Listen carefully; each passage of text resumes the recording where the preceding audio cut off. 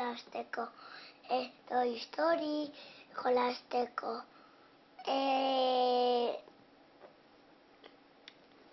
Jolasteko Cusco, jolasteko Dragon Americano.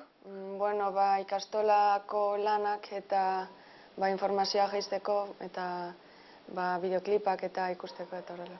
Gehien bat, YouTube, Wikipedia, Sintxanet eta horrelakoak.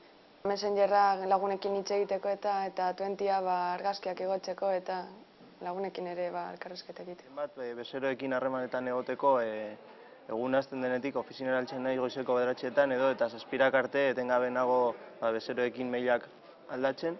Gero ere asko erabiltzen dugu lankideekin egiten ditugun dokumentuak internet bidez, hor jartzen ditugu nolabait batek egiten duena besteak ere aldatu ahal izateko une oro eta batek egiten dituen aldaketak besteak momentuan ikusi ahal izateko eta gero ere erabiltzen dugu etengabe gertatzen diren berriak jakiteko.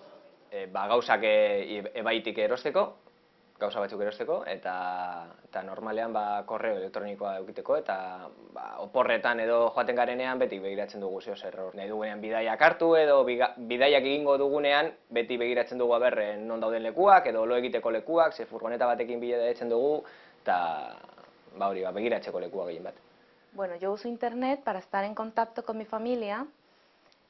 Porque soy colombiana y estamos bastante lejos y yo creo que es la forma más económica de estar siempre en contacto con ellos y además pues nos ofrece la facilidad de la webcam para estar viéndonos, ¿no? Algo más.